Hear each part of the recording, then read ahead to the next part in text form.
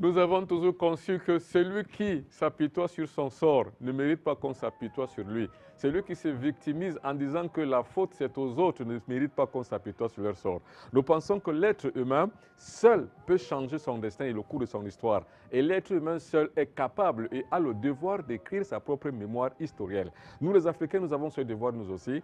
Quel que soit le crime qu'on nous a fait en nous clouant au pilori de notre histoire, nous avons le devoir de revenir sur les fondamentaux de notre propre histoire en écrivant notre spiritualité. Et c'est ce que nous faisons sur Afrique Média. Mais avant, regardons un peu ce qu'on appelle la bêtise des Africains.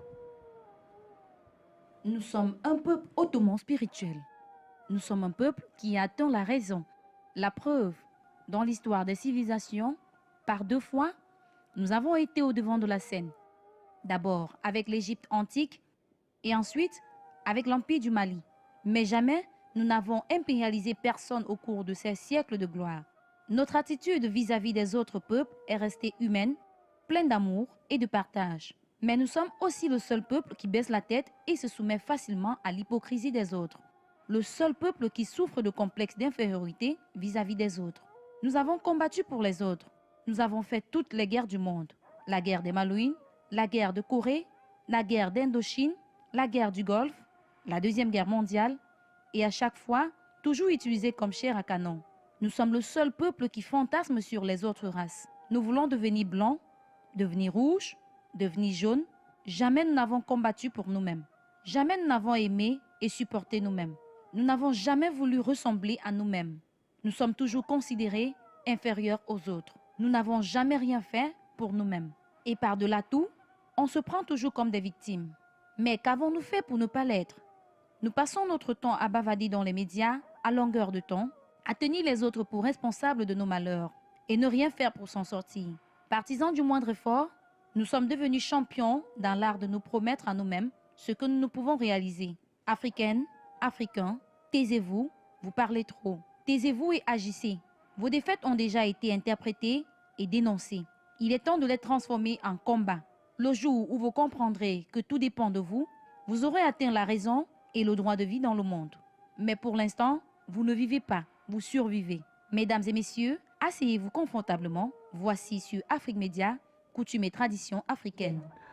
Il faut cesser de bavarder à longueur de journée. Il faut savoir que la puissance physique de l'individu passe forcément par le pouvoir de son esprit. Et également, le peuple est aussi comme ça. Aucun peuple ne peut s'émanciper au monde s'il n'a réveillé sa spiritualité. Parce que la spiritualité est sa base. C'est son soubassement, c'est sa fondation. On ne peut donc s'ériger en tant que vrai peuple que si on ressout de nos valeurs traditionnelles spirituelles et que si l'on récolte encore une fois de plus notre puzzle initiatique et de renouer tous les liens et tous les filons qui nous sont liés par l'ancestralité passée. Si jamais on ne peut pas le faire, on n'arrivera jamais. Qu'on se victimise comme on peut, qu'on dise que la faute c'est aux autres, la faute c'est à la France, la faute c'est à l'Angleterre, la faute c'est à qui et à qui encore. On s'en fout. Là n'est pas la question. La question est que qu'est-ce que nous devons faire pour pouvoir nous en sortir? Et alors, nous pouvons donc dire que finalement, si on se victimise à longueur de journée, c'est que nous sommes donc convaincus de notre malédiction, qui est décrite dans la Bible par la malédiction de Cham. Regardez. L'une des pièces maîtresses du théâtre de notre existence, c'est l'histoire rocambolesque de la Bible. Genèse 10.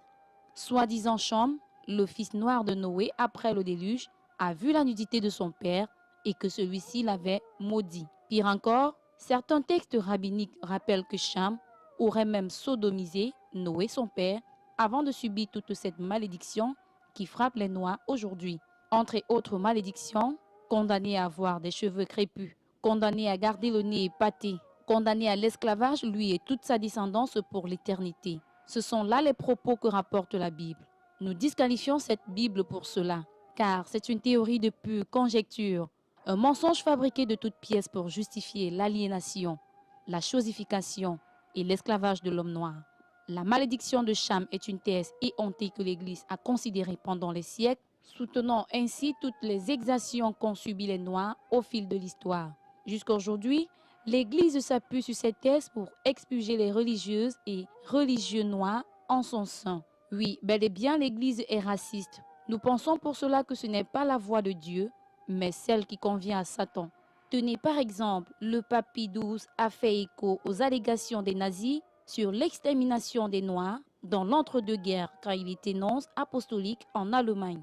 Le saviez-vous? Ou alors, pouvez-vous imaginer qu'il y a des prêtres noirs sans papier à Rome?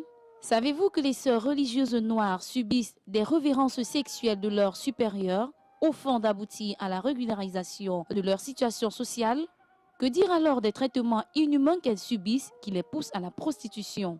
Rappelez-vous encore, selon l'histoire des crimes contre l'humanité commis lors de l'Inquisition, des actes incendiaires et terroristes de l'Église dans la lutte d'influence pour contrôler le monde. Des crimes comparés à ceux de n'importe quel groupe terroriste aujourd'hui. La malédiction de Cham, un mythe créé par la Bible qui a justifié la colonisation, la traite des Noirs et l'esclavage. La malédiction de Cham, un mensonge en soi qu'il faut refuter. Oui, la malédiction de Cham. L'Église a du sang sur les mains. Les Africains doivent la quitter. C'est l'incomplétude de la vie matérielle qui a entraîné l'homme à trouver l'espérance dans la voie de la religion. Or, la religion, c'est un monde de cœur sans cœur. La religion, c'est un monde d'esprit sans esprit. Elle est l'opium du peuple. Ce que les autres femmes n'ont pas encore compris, les Africains, c'est qu'en fait même, le pouvoir de la religion, c'est de s'imposer dans leur vie. Et quand le pouvoir de la religion s'impose donc dans leur vie, la religion trace donc la destinée qui les concerne. Ça veut dire quoi? Ça veut dire qu'on devient otage d'un monde virtuel qui n'existe même pas, qui n'en est même pas un. Nous devenons donc otage aussi d'une explication philosophique que nous n'avons pas du tout le fontif nécessaire pour pouvoir comprendre ce que c'est. L'Africain ne comprend même pas encore ce que c'est que la religion. L'Occidental a compris, c'est pour ça que dans leur pays, les églises sont vides. Vous allez donc à Paris, vous allez à Londres, vous allez en Angleterre, vous allez n'importe où, vous allez même aux États-Unis, au Canada, les églises sont vides. Parce qu'en fait, ils ont compris qu'il n'y a rien derrière. Mais ce n'est qu'en Afrique qu'on va trouver 200, 300, 400 personnes dans l'église. Parce que nous avons 300 chrétiens chez nous en Afrique. Et ce qui n'est pas du tout rien. Or, là est donc la véritable défaite que nous avons connue. C'est pour ça que nous faisons donc maintenant état de ces choses. Nous parlons donc de l'Église parce que c'est notre première défaite. Parce que la spiritualité, quand on vous la déloge, quand on vous découpe d'elle, vous devenez vide. Vous avez donc maintenant une mémoire vide. C'est pour ça qu'il va donc falloir faire attention et de pouvoir retrouver donc nos traces, nos fondamentaux spirituels. Mais regardez déjà quelques Africains ici que nous avons pris au pif de hasard des rues. Regardez ce qu'ils répondent quand on leur dit qui est Jésus et qu'est-ce que c'est que Jésus a fait pour nous. Regardez. Jésus-Christ, c'est le Sauveur. Jésus est venu afin que ceux qui sont sauvés soient manifestés. Parce que le salut, nous avons été sauvés dès avant la fondation du monde. Si nous lisons Apocalypse chapitre 5, versets 1 à 3, la Bible dit que l'agneau a été immolé avant la fondation du monde. Donc quand Christ vient maintenant, c'est juste pour, n'est-ce pas, l'accomplissement des Écritures. En le reconnaissant comme tel, tu reconnais également que qu'il est ton sauveur. Évidemment, Jésus est venu nous sauver. La venue de Jésus est la manifestation plénière de l'amour de Dieu pour l'humanité en général et pour chacun de nous en particulier. C'est grâce à lui que nous avons été, comment je peux appeler, que nous avons été, nos péchés ont été pardonnés. Parce que lui, il a été sacrifié pour nous sauver, pour sauver l'humanité. Jésus est venu nous sauver d'abord, premièrement, pour les péchés que le monde, les humains avaient. Jésus est venu porter donc ce fardeau, comme l'agneau qu'on a immolé sur la croix, pour sauver et racheter les péchés, nos péchés. De tous les péchés que commis par omission ou par n'importe comment. Que Jésus, comme la Bible le dit, Jésus est le sauveur de l'humanité qui a été envoyé sur terre par Dieu pour nous délivrer de tout ce qui a de mal sur terre. En principe, le mot sauver veut dire enlever de quelque chose, n'est-ce pas? Ou peut-être que tu t'enfonçais pour te placer dans une autre dimension mieux. Donc si on prend un peu ce mot sauver, il peut englober plusieurs autres mots. Je peux dire par exemple sauver de mon état de pécheresse pour un état, n'est-ce pas, de glorification. Du péché et du péché. Jésus-Christ n'est pas venu supprimer, mettre fin à la mort ni à la maladie. Il est venu donner un sens à la mort et un sens à la maladie, à la souffrance en général. Toute souffrance est liée à sa passion. Mais il est venu nous sauver d'abord de l'emprise du mal, et il est venu abolir il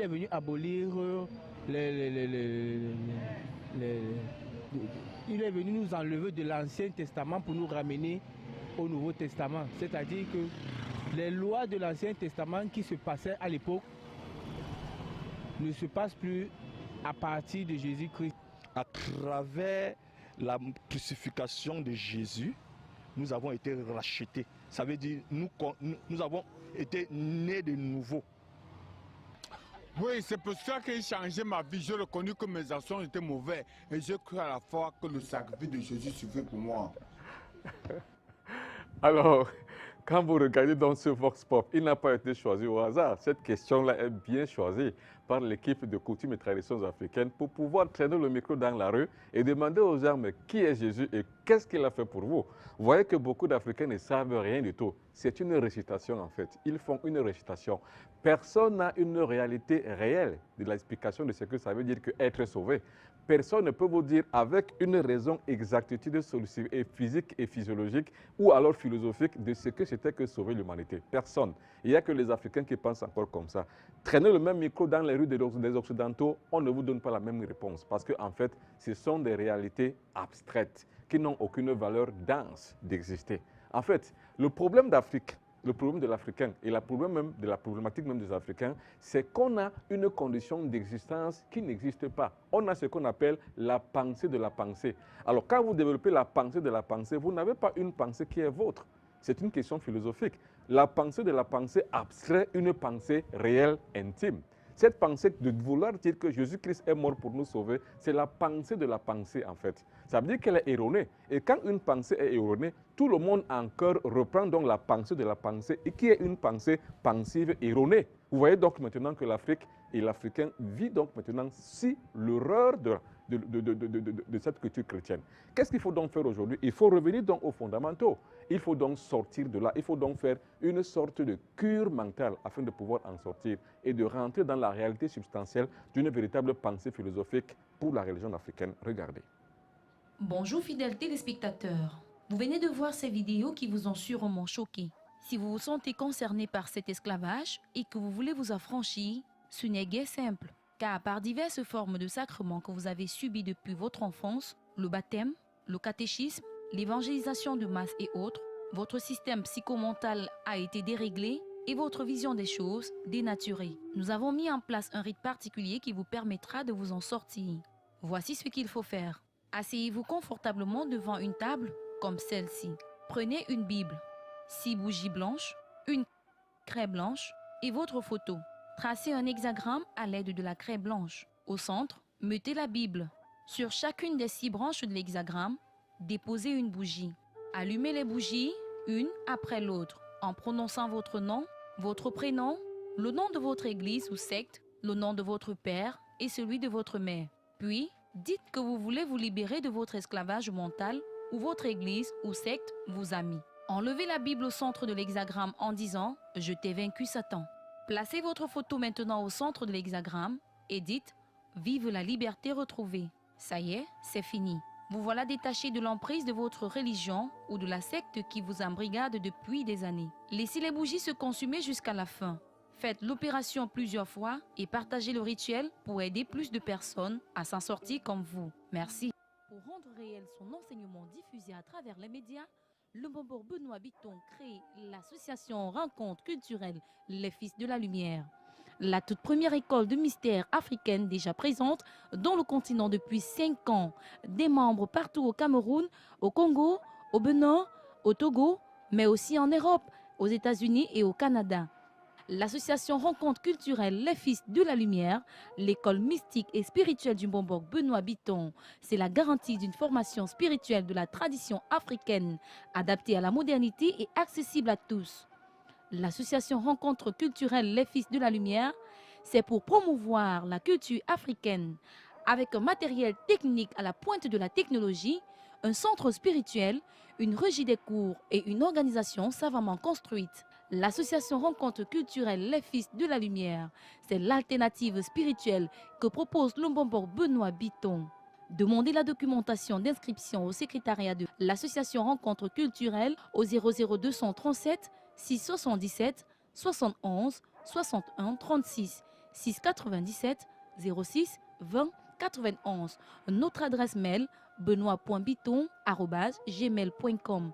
Consultez notre site web au www.benoîtbiton.com. La religion occidentale, le christianisme en l'occurrence, n'est pas une valeur spirituelle. Ce n'est pas la voie de Dieu. Tenez même, je vais vous surprendre un peu. Si la religion suit son cours dans un chemin et dans un chemin bien tracé, la voie de Dieu est contraire. Ça veut dire que si la voie de Dieu va à gauche, la religion va à droite. Si la voie de Dieu va à droite, la religion, elle va à gauche. Ça veut donc dire que ce n'est pas une voie spirituelle qui mènera l'individu à Dieu. C'est une supercherie, c'est une escroquerie morale, mentale et spirituelle. Il faut donc qu'on en sorte. C'est pour ça que moi, le Mbok Benoît Biton, garant de la tradition du Mbok, je suis donc prêt à pouvoir apporter cette connaissance qu'il faut aux Africains afin qu'ils retrouvent leurs propres fondamentaux en créant les centres d'intérêt coercitifs et nouveaux qui sont donc les contrepoids à la thématique spiritualiste occidentale chrétienne.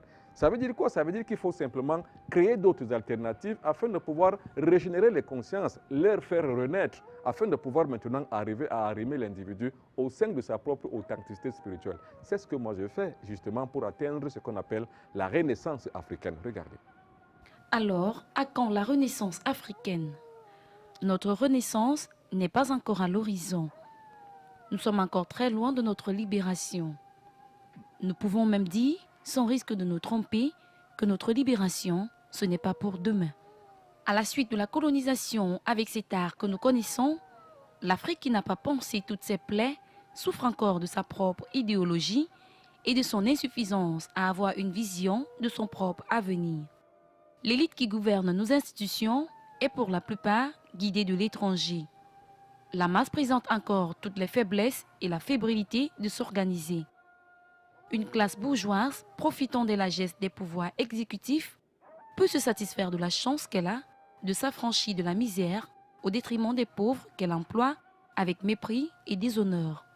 Oui, l'Afrique souffre de décolonisation.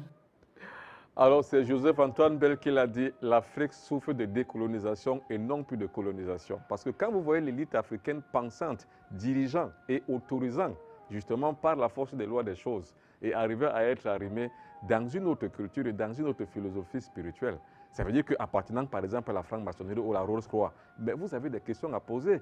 Si comme ça se passe dans les loges, si aucune loge africaine ne peut s'implanter, s'imposer en Afrique afin de résoudre les problèmes et les questions africaines.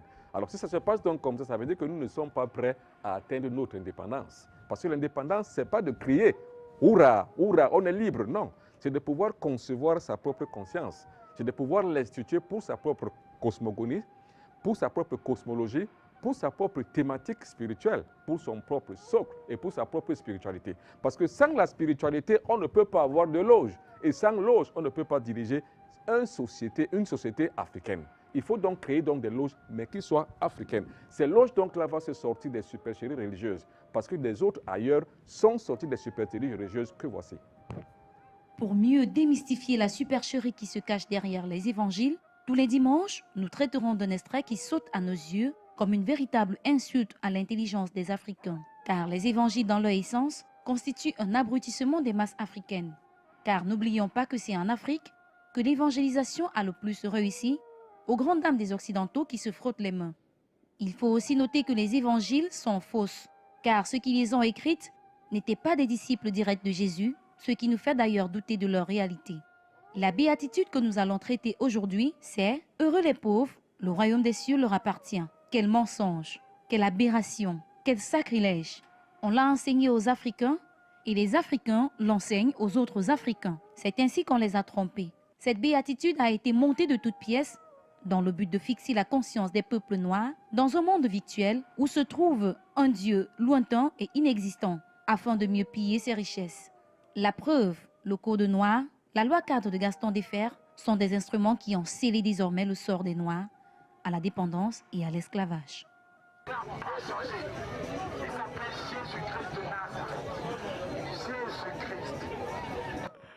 Alors, le dernier Africain qui parle là avec la radio mobile, s'il savait simplement qu'il est en train de prêcher dans un monde virtuel et que le Dieu pour lequel il se vertue à faire tous ces sacrifices physiques n'existait pas, il comprendrait peut-être que lui-même, il a perdu sa condition d'existence. Et j'aime toujours reprendre ce que Thomas Sankara disait. Celui qui se rend compte qu'il est esclave, mais qui ne lutte pas contre son propre esclavage, ne mérite pas qu'on s'apitoie sur son sort. Alors, si nous les Africains, on ne combat pas pour pouvoir se sortir de là, il ne méritera jamais que pour nous soit loué, quelle que soit notre propre volonté, mais un quelconque sauvetage. Nous sommes heureux donc de pouvoir être dans cet état. C'est pour ça qu'il faut en sortir. Et les Africains, on les a bernés, on les a fait comprendre que c'était une réalité. Il est donc temps qu'on revienne donc à nos fondamentaux religieux. Qu'est-ce que c'est que la religion africaine? Je tente de l'expliquer ici à travers Irène Laetitia Ketia dans ce reportage. Regardez. Nous avons une religion, nous aussi. Nous avons une spiritualité. C'est le fondement même de notre image de marque. Notre identité, notre authenticité, notre ADN. Notre défaite n'est pas la colonisation, ce n'est non plus le franc CFA ou notre trésorerie, encore moins nos matières premières. Notre défaite, c'est le christianisme. Ces églises, ces prêtres et ces pasteurs, car avec le christianisme, ils nous ont volé notre spiritualité. C'est le seul tort qu'ils nous ont fait. Le christianisme a entraîné le déracinement de nos traditions, la dépersonnalisation de nos mentalités, l'importation des savoirs exogènes. Dieu, l'école, l'économie, les finances, la politique, la sociologie, la littérature, des savoirs savamment construits pour nous détruire. Le mal qu'ils nous ont fait, ce ne sont pas nos richesses qu'ils pillent, notre économie ou nos finances qu'ils manipulent, car tout ça leur appartient. Nous ne devons pas nous attarder à ces débats de pure conjecture ou à nous atteler à la revendication, à la victimisation, car on fait leur jeu. Ils s'en moquent. Ils pourraient nous écouter raconter toute la vie. Ils pourraient même nous donner des espaces télé et radio dans leur capitale pour vous plaindre et bavarder à longueur de journée, sans qu'ils n'en soient gênés. Souvenez-vous qu'à l'époque de l'esclavage, les maîtres blancs avaient du mépris pour les esclaves qui se plaignaient tout le temps, mais manifestaient de l'admiration pour les plus courageux. Vous plaindre tout le temps les amuse. Ils prennent du plaisir à vous entendre gémir de souffrance. Alors, taisez-vous et travaillez. Ils ne vous tiennent pas par le franc CFA, ni par vos sous-sols. Ils vous tiennent par votre spiritualité, là où se trouvent vos forces, votre pouvoir et vos armes. Il suffit de reconstituer l'ensemble de notre puzzle initiatique, votre ancestralité, votre histoire et votre religion. Vous n'y arriverez que si vous vous organisez. En tout combat, il faut l'intelligence, le courage et le silence. Mais vous parlez trop et pour rien. Le christianisme est l'unité spirituelle des Occidentaux. Ça veut dire que c'est grâce à cette unité spirituelle qu'ils ont conquis le monde. Et vous verrez que le christianisme est expansionniste. Ça veut dire qu'il y a la stratégie géographique, géopolitique et géostratégique. Partout où les églises sont passées, l'impérialisme a suivi. Vous vous souvenez, c'est comme ça que ça se passe. Mais pourquoi donc continuer à être berné par le franc CFA, par l'économie, par les finances, puisque ce sont les savoirs exogènes que nous n'avons pas conçus nous-mêmes? Mais ça fait combien de temps que nous en parlons? Ça fait longtemps que nous en parlons. Mais pourquoi nous ne nous attelons pas à sortir de là, à créer donc maintenant des centres d'intérêt nouveaux, des alternatives, des points de coercition nécessaires afin de pouvoir reculer donc les barrières de ces mystères mystico-spirituels qui nous entourent par la colonisation et l'impérialisme. Pourquoi nous ne le faisons pas? C'est parce qu'on passe le temps à parler. Et il faut savoir que plus on parle, plus eux, ça les amuse. Parce qu'eux, ils s'offusquent à nous entendre gémir de douleur et de souffrance. C'est ça qui les intéresse. Or, ils ont beaucoup plus peur le jour où les Africains comprendront que tout commence par la spiritualité. Et qu'il faut qu'ils réveillent donc leur ancestralité, leur mémoire historienne. Alors là, les Occidentaux comprendront qu'il est temps maintenant que les Africains se réveillent et prennent à main leur propre destin. Mais si ce n'est pas comme ça, cela n'arrivera jamais. Puisque la croix de Jésus que vous voyez, ce n'est pas une croix mystico-spirituelle qui tend l'homme vers le sauvetage, comme l'a dit certains dans le Vox Pop. Non, la croix de Jésus est un symbole d'impérialisme. Regardez. L'un des symboles rois de l'impérialisme est la croix. Pour tout dire, les gens croient que le symbole de l'Église est spirituel, car l'image de la croix renvoie à Dieu ou à Jésus qui meurt pour sauver l'humanité. Mais c'est pas vrai. Pour les impérialistes, la croix vaut plus que ça. La croix est symbole de domination et de soumission. Africaines, Africains, ne voyez pas dans la croix le symbole de votre libération, mais la marque de votre esclavage. Chaque église dans une localité est une zone stratégique de soumission. Chaque croix dans une église est source de malheur pour vous, car chaque croix placée dans une église où vous mettez les pieds porte les capteurs d'énergie qui aspirent vos chances, votre pouvoir, votre santé et votre intelligence. La preuve, l'église ne donne jamais rien à personne. Pourtant, elle prend tout à tout le monde. Elle confisque nos terres, prend en otage nos enfants et nos femmes. Elle prélève un impôt obligatoire dans nos salaires par mois, par an et par jour. Pour mieux nous escroquer, elle fait semblant de nous assister socialement. Et pourtant, ce n'est qu'une tromperie, car leurs écoles sont les plus chères, leurs hôpitaux aussi. Leurs centres de santé et leurs orphelinats sont subventionnés, ce qui démontre que l'Église ne perd jamais rien. Elle gagne toujours tout en profitant de nos misères. Tout ceci au nom de la croix. Africaines, Africains, ne vous trompez pas, mais encore faut-il que vous ouvriez les yeux pour voir le mal que l'Église vous a fait, tous les sévices que vous subissez. Vos enfants sont victimes de pédophilie, vos femmes victimes d'adultère, votre société prise en otage dans l'insouciance totale des autorités qui observent en silence complice. Si vous ne faites rien aujourd'hui, vous en aurez encore pour des siècles, car la croix est un calvaire qui vous soumet à un esclavage douloureux et durable. Il y a certains africanistes et certains panafricanistes même qui sont bondés de bonne foi, qui pensent qu'il faut brûler les églises, qu'il faut détruire les églises et détruire tous les stigmates même de l'impérialisme. Mais non, ça c'est le vandalisme, ce n'est pas bon du tout. Et c'est répréhensible par la loi, vous serez sanctionné. Et puis il faut savoir que l'Église a les moyens, parce que l'Église et l'État ne font qu'un. Et il faut savoir que dans nos contrées africaines, le prêtre ou le pasteur ne sont pas justiciables comme les autres citoyens du monde. Non, ils ne sont pas justiciables. Ça veut donc dire que pour pouvoir combattre une force matérielle, il faut une force matérielle. Or, eux ont la force matérielle que vous n'avez pas. Si vous vous mettez donc à casser les églises et à les brûler, vous en payerez le prix fort. On vous écrasera comme des mouches et comme des moustiques. Là n'est pas le jeu. Ce qu'il faut faire aujourd'hui simplement, c'est tout. Il faut créer les points de coercition.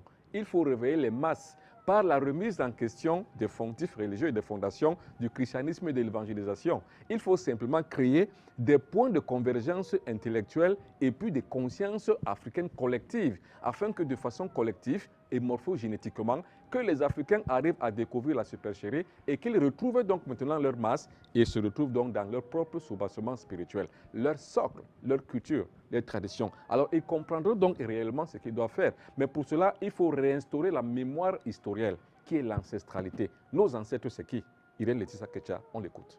Nos ancêtres, les Africains. Si l'Afrique m'était comptée, je comprendrais un peu mieux ma culture. Mais le drame de notre existence est que c'est la culture des autres qui nous est comptée. Dans les manuels scolaires, jusqu'à nos bibliothèques universitaires, nous assimilons le savoir des autres. Si la religion africaine m'était comptée, je saurais peut-être raconter l'histoire de mes ancêtres. Mais le drame de notre vie est que ce sont les ancêtres des autres que nous connaissons. Sans le savoir, nous lapidons nos ancêtres dans nos mémoires avec la religion des autres. Si l'histoire africaine m'était racontée, j'irais m'abreuver de connaissances dans une des cités antiques pour mieux m'exprimer. Mais c'est l'histoire des autres qui alimente mon cerveau. Dommage que je n'ai ni culture pour exister, ni religion pour me rapprocher de mes ancêtres, ni histoire pour me connaître. Avec sa Bible, l'Occident nous a éloignés de nos ancêtres et à distance, Dieu a des milliers d'années-lumière de nous. Nous n'avons ni religion, ni Dieu, ni ancêtres. Nous les avons oubliés quand notre mémoire avait été effacée. Mais c'est qui nos ancêtres? On nous a appris à l'école que nos ancêtres étaient des Gaulois. À l'église, on nous apprend que ce sont les Juifs, plus précisément Abraham. Moi, descendant d'un Juif, descendant des Gaulois, j'ai du mal à croire. Mais c'est pourtant ce que croient plus de 3 millions d'Africains, embrigadés, confinés et fidèles à l'école du blanc et à sa religion. Mais où sont passés nos ancêtres, les Africains entre-temps? Où est passée notre religion, notre histoire? Elle est où? Le constat est que nous avons été trompés sur la religion, sur les ancêtres et sur notre histoire. Le christianisme, le bouddhisme, l'islam, pour ne citer que cela, et toutes les autres religions ne sont pas nos religions. Nos ancêtres ne sont pas les Gaulois. Encore moins Abraham, Élie, Moïse, Mahomet, Krishnamurti ou je ne sais encore quel autre personnage. Notre histoire n'est pas celle de Napoléon, celle de De Gaulle, de Mendes France, d'Émile Zola ou de Descartes. Africaines, Africains, notre histoire, notre religion et notre ancestralité ont été truquées C'est à nous de les reconstituer. Alors, fini les beaux discours, fini la victimisation, fini les bavardages. Mettons-nous à l'action. Si nous ne le faisons pas pour nous, faisons-le pour nos enfants. Dans l'optique de donner des connaissances partout dans le monde, soucieux de redonner goût à la culture africaine par les Africains et pour les Africains, Lumumborg Benoît Bitton sera à Paris du 3 au 13 juillet 2017. Diaspora africaine, personnes de bonne volonté et amis de la connaissance africaine, ne manquez pas ce rendez-vous. Lumumborg Benoît Bitton à Paris, c'est du 3 au 13 juillet 2017. Contact et réservation 00237 677 71 61 36 697 06 20 91. Adresse mail benoît.bitton@gmail.com. Notre site web www.benoîtbitton.com. Le pouvoir d'un peuple se résume par la gravité de son essence passée, c'est-à-dire que par la gravité de son histoire. Mais le pouvoir d'un peuple repose sur qui? Sur la projection et la capacité de se projeter vers l'avenir et de pouvoir construire un avenir, mais sur fond des pieds dans la boue, mais le regard fixé vers les étoiles. Quand les Africains comprendront cette thématique spirituelle et philosophique, ils arriveraient donc à concevoir qu'ils sont des êtres humains entièrement à part. Mais aujourd'hui, la conscience matérielle de l'Africain et corticale est livrée à elle-même. C'est-à-dire quoi? L'Africain pense qu'il est un sous-homme, qu'il n'est pas l'égal du blanc, que le blanc est plus grand que lui. C'est parce que le blanc lui a montré que tout ce qui est blanc est or et tout ce qui est noir est plomb. Ça veut dire quoi? L'ange est blanc, donc l'ange est le principe divin. Le démon est noir, le démon est le principe du mal. Et l'Africain a conçu que le blanc est au-dessus de lui. Et c'est pour ça que vous voyez donc des jeunes filles qui veulent ressembler aux blancs. C'est-à-dire que les jeunes garçons même qui veulent ressembler aux blancs, qui décapent la peau, leur belle peau, ils la décapent afin de devenir comme des blancs. C'est triste. Alors cette tristesse donc-là nous emporte donc aujourd'hui à quand même nous consoler dans ce que nous savons le plus faire, c'est-à-dire que montrer par les recettes ce que nous savons faire nous en Afrique en tant que traditionnalistes. Regardez la première recette. Votre sollicitude nous honore. Merci de la confiance que vous nous faites. Soyez toujours des nôtres, car pour vous, comme pour nous, le meilleur est toujours à venir. Cette recette est un réel succès pour tous ceux qui ont des problèmes cardiaques de tout ordre. Voici la recette. Prenez une cuillère à soupe de l'huile de palmiste blanche ou à défaut, prenez de l'huile distillée à partir de la graisse de bois. Ou alors, si vous ne pouvez trouver ni l'une ni l'autre, prenez tout simplement de l'huile d'olive à concurrence d'une cuillère à soupe. Mettez-la dans un verre, ajoutez-y le jus d'un citron naturel et buvez. Vous verrez des miracles. Vos problèmes cardiaques s'arrêteront. Deuxième recette, problème sexuel. Pour les hommes souffrant de l'azospermie, oligospermie, de l'éjaculation précoce et de la faiblesse sexuelle, mangez 2 noix de butacola par jour et buvez 2 verres de vin de palme après consommation. Troisième recette, guérir le zona. Prenez 10 noix de bitacola, écrasez-les et mélangez-en avec du beurre de karité. Puis, appliquez sur la partie attaquée par le zona. Faites-le 1 fois par jour pendant 1 semaine. Vous avez été nombreux à nous appeler. Merci. Votre intérêt à notre émission est sans faille. Ainsi, nous allons tenter de vous répondre et d'apporter des solutions à vos préoccupations, tout en faisant un condensé de l'essentiel de ce que vous nous avez demandé. Certains d'entre vous ont évoqué des problèmes de couche de nuit aboutissant à la faiblesse sexuelle, notamment Véronique de la Guinée dont le mari est victime. Prenez les feuilles de la plante sacrée de votre pays, pilez-les, utilisez une partie pour le bain et l'autre vous les saurez à la main avec de l'eau potable, puis buvez. Répétez l'opération 9 jours de suite. Jérémie de la Guinée-Conakry, Francis du Togo, Léon de la Côte d'Ivoire, Gérald du Cameroun et Jojo du Gabon ont évoqué des blocages. Voici une recette qui les aidera à ouvrir les portes du succès. Prenez un citron et découpez-le en morceaux. Prenez une poignée de sel avec les feuilles d'une plante sacrée de chez vous. Au Cameroun, ce sera le roi des herbes. Mettez tout ceci dans l'eau le soir au coucher, puis parlez dans le sens des ouvertures et lavez-vous. Réitérez l'opération pendant 18 jours. Enfin, Makita Beknou à Cotonou et un autre téléspectateur de Londres expose un problème de fibrome. Si la taille est petite, vous pouvez l'éradiquer. Prenez juste une plante verte appelée topitron que vous pilerez et en ferez des ovules et vous mettrez dans le vagin en l'absence des règles. Faites cette opération tous les soirs au coucher pendant 1 mois et évitez d'entretenir des relations sexuelles pendant le temps du traitement. Merci à vous, continuez à nous suivre et n'hésitez pas de nous appeler en direct. À bientôt. Il est peut-être temps que les Africains comprennent qu'ils ne sont pas de moins que rien, qu'ils sont des êtres humains entièrement à part, qu'ils ont une vie, qu'ils ont une vicissitude, qu'ils ont une valeur extrinsèque et une valeur intrinsèque. Ce n'est qu'à partir de cette dualité duelle qu'ils arriveraient donc à faire une interactivité entre ce qu'on pourrait appeler Dieu à travers leur spiritualité et ce qu'on pourrait appeler l'existence.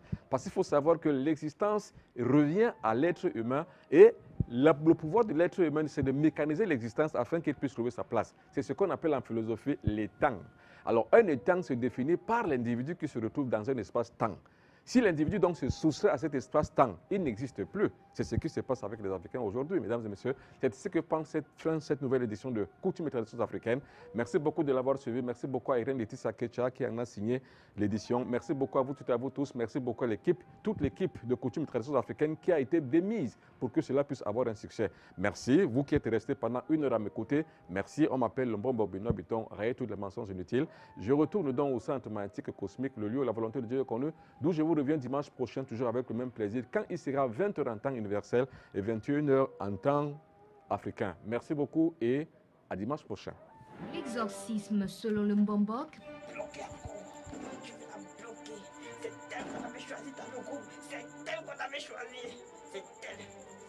Il est livre grandeur nature.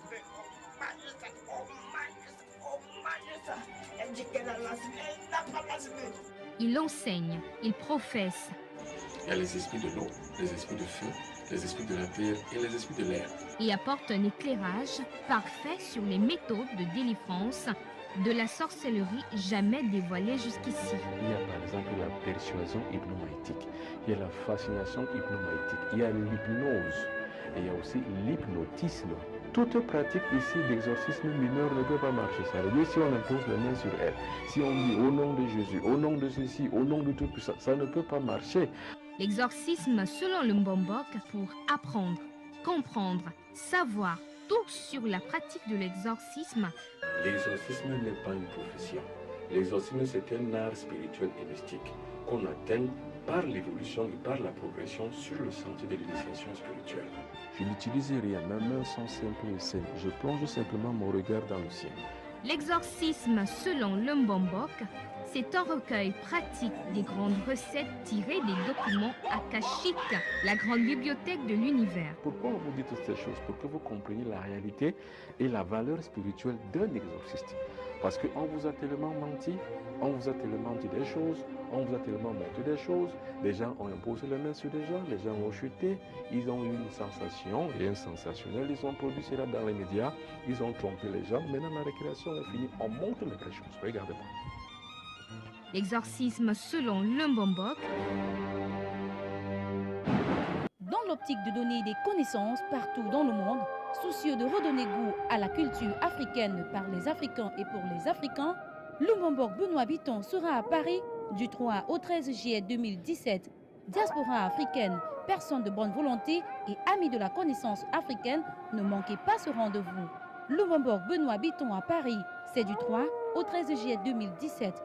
Contact et réservation 00237 677 71 61 36 697 06 20 91. Adresse mail benoît.biton@gmail.com. Notre site web www.benoîtbiton.com.